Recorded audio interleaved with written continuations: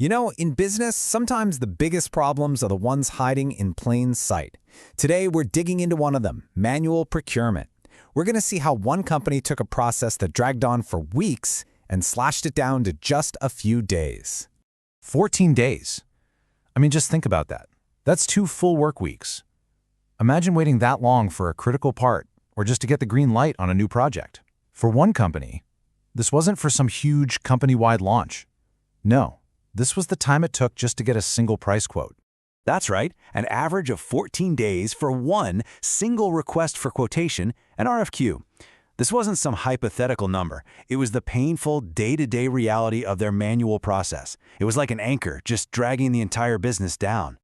And look, this isn't some unique one-off story. We call this the 14-day problem because it's something we see in countless organizations where these old manual processes are creating all this hidden but very, very real friction. And the consequences in the real world, they are severe. It's not just about waiting around. A slow process means projects get delayed, critical supplies don't show up on time, and yeah, ultimately it hits the bottom line. From a practitioner's point of view, every single one of those 14 days is a potential point of failure or a lost opportunity. So what's the solution? This is where we need to shift gears a little. To really fix this problem, we have to stop thinking like a practitioner just dealing with the symptoms and start thinking like a professor to truly understand the cure. And that cure is digital procurement, or as you'll often hear it called, e-procurement. At its core, e-procurement is pretty much exactly what it sounds like. It's about moving the whole business-to-business purchasing process online. It's using technology to streamline, well, everything, from the initial order all the way to the final payment. The concept itself is simple, but its impact is incredibly powerful. Now, it's really important to get this. E-procurement isn't just one single piece of software. It's more like a whole suite of tools.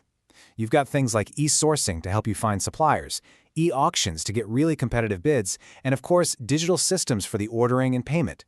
Each piece is designed to digitize a specific step, creating one seamless, automated flow. All right, so enough with the theory, right? Professor hat comes off, practitioner hat goes back on. We've defined the what, but does this stuff actually work in the real world? Let's get back to the hard data from our case study and see what happened. And boom, here it is. The proof is in the pudding. By putting e-RFQ tools in place, that cycle time absolutely plummeted from 14 long days all the way down to just 4. That's a 70% reduction in time. This isn't just some small improvement, it's a fundamental transformation of the speed at which the entire business can operate. But here's the kicker.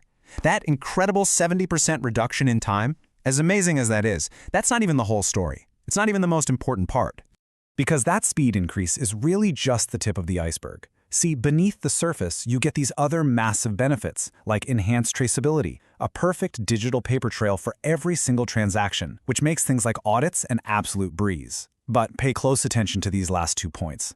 This isn't about just plugging in some new software. Real success demands solid process governance and, so critically, great change management to get your entire team on board with the new way of doing things. Okay, so you're sold, right? You see the benefits, you get it. But how do you actually get from that 14-day problem to a 4-day solution? Well, here's the high-level practical roadmap to help you make it happen in your own organization. It really boils down to this 4-step path. First, and I can't stress this enough, you cannot automate chaos. You must standardize your existing processes first. Only then can you select the right tools. Step 3 is absolutely crucial. Train your users, and train them well. And finally, go live. But don't just set it and forget it. You have to continuously monitor performance to make sure you're getting the results you expect. So before you flip that big switch and go live, there are a few absolute non-negotiables. Think of this as the practitioner's pre-flight checklist. These are the things you absolutely, positively must confirm are in place if you want a smooth launch. So let's run through the checks. First, ask yourself, have we truly standardized our key processes? Remember, you can't automate chaos. Second, is every single user trained, comfortable, and confident? User adoption is everything. And finally, and this is a big one, are your data controls solid? Because if you can't trust the data going into the system, you can never, ever trust the results coming out. You gotta have these 3 boxes ticked, no exceptions. And that brings us right to the end. We've gone from the 14-day problem to a 4-day solution.